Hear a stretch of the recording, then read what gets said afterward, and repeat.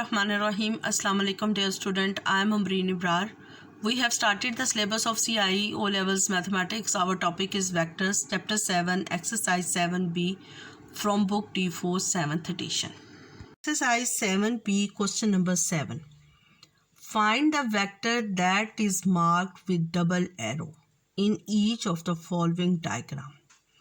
देखिए ये हमें डायग्राम गिवन है और डबल एरो को हम कहते हैं कि कंसीडर ये आर है, रिजल्टेंट वेक्टर है। अब किन दो वेक्टर्स को ऐड कर कर ये आर बना है।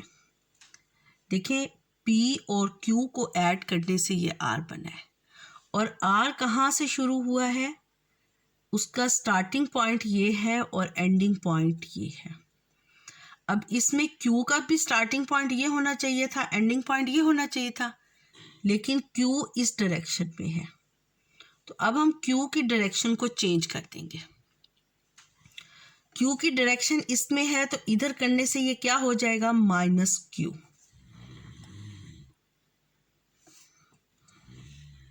Seven B question number 7A part. अब उसने हमें ये टू वेक्टर्स दे दिए हैं P और Q। वो कहता है कि ये जो डबल एरो वाला वेक्टर है इसका क्या आंसर है। ये दो वेक्टर्स को ऐड या सब्ट्रैक्ट करके बना है। अब इसको हम नेम दे देते हैं R का। देखिए P का ये इनिशियल पॉइंट है, ये एंडिंग पॉइंट है। इट्स मीन कि R का एंडिंग पॉइंट P के एंडिंग पॉइंट से ज्वाइंट है तो P is the second vector, Q is the first vector. अब Q की डायरेक्शन इस तरफ है तो हम क्या करेंगे कि Q की डायरेक्शन को इस तरफ करने के लिए हम इसको -Q कर देंगे। इसकी डायरेक्शन इस तरफ करके Q किस में चेंज हो जाएगा, -Q में। तो अब हमने क्या किया, ये हेड टू टेल रूल बन गया। This is the initial point of first vector, ending point of the first vector, initial point of the second vector, ending point of the second vector. Head to tail rule से हमने दोनों vectors को join कर लिया और ये इसका resultant vector है। तो रिजल्टेंट वेक्टर किसके इक्वल हो गया, P - Q, या हम लिख देंगे -Q + P। क्या लिख सकते हैं, -Q + P। ये भी लिख सकते हैं कि -Q में हमने P को ऐड किया। क्लियर। और P - Q भी लिख सकते हैं।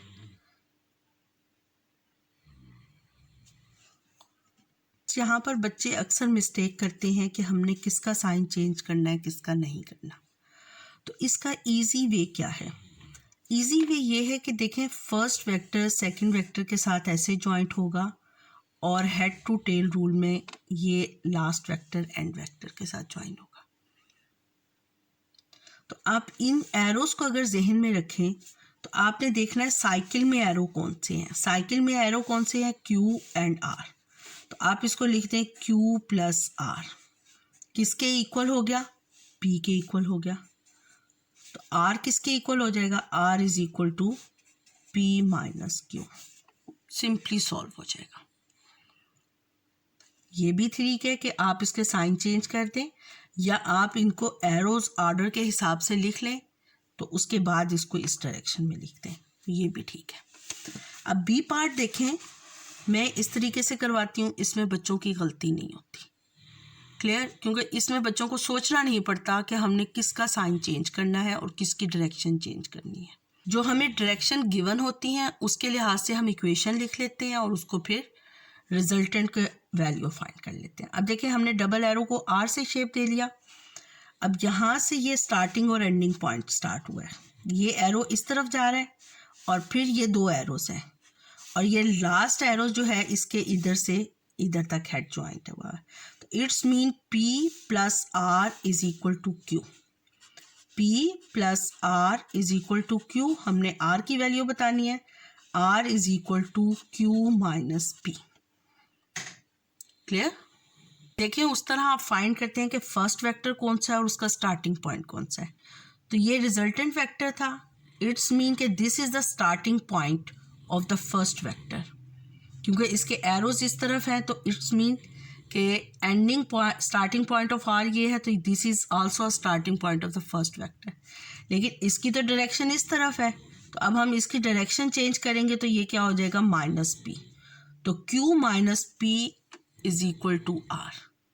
तो आप इसको गिवन फिगर के लिहाज से लिखकर भी सॉल्व कर सकती हैं। क्लियर? इसमें आपके मिस्टेक चांस नहीं है अगर आप एरोस को डायरेक्शन वाइज सही लेते हैं। तो नंबर 7 सी पार्ट। अब देखें बेटा, इसमें हमारे पास ए ये डायरेक्शन में जा रहा है और डबल एरो इस डायरेक्शन में जा रहा है। ये ए की टर्मिनल स्टार्टिंग पॉइंट से ये वेक्टर इसके एंडिंग पॉइंट पे ज्वाइन हो रहा है, तो it's mean A plus R is equal to B.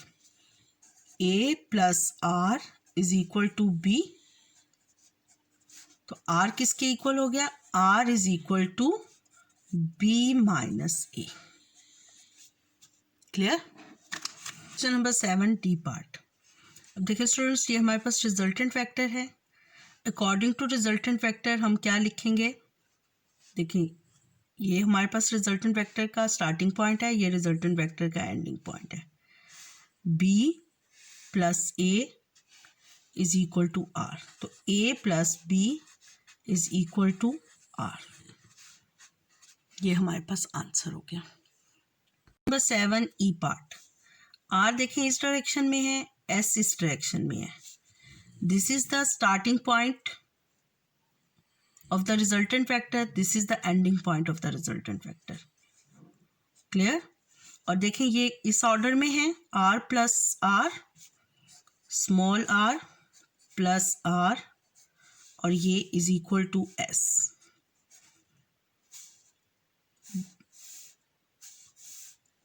Clear? अब r किसके इक्वल हो जाएगा, r is equal to s minus r। सोचना नहीं पड़ता कि आपने किस वेक्टर की डायरेक्शन को चेंज करना है और किसको नेगेटिव में चेंज करना है। Question number 7 F part.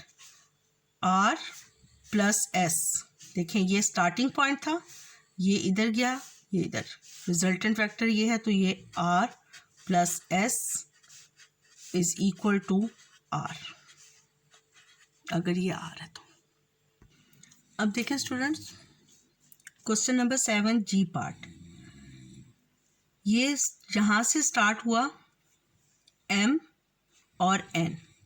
अब रिजल्टेंट वेक्टर को इस डायरेक्शन में होना चाहिए था, रिजल्टेंट वेक्टर तो इस डायरेक्शन में है। अब इट्स मीन के m plus n plus r दोबारा इनिशियल पॉइंट पे आ खड़े हुए, इसका आंसर क्या हो जाएगा, 0 हो जाएगा। तो m plus n plus r is equal to 0, तो r किसके इक्वल हो गया, r is equal to minus m minus n। Number 7 h part. देखें m की डायरेक्शन ये है, r की डायरेक्शन ये है, और n जो है वो इस डायरेक्शन में है, तो हम क्या लिखेंगे, m plus r is equal to n, r is equal to n minus m। Answer. Students, अगर आपको मेरा चैनल अच्छा लगा है तो मेरे चैनल को सब्सक्राइब कर दें और नोटिफिकेशन के लिए बेल आइकन को प्रेस कर दें। अल्लाह हाफिज़।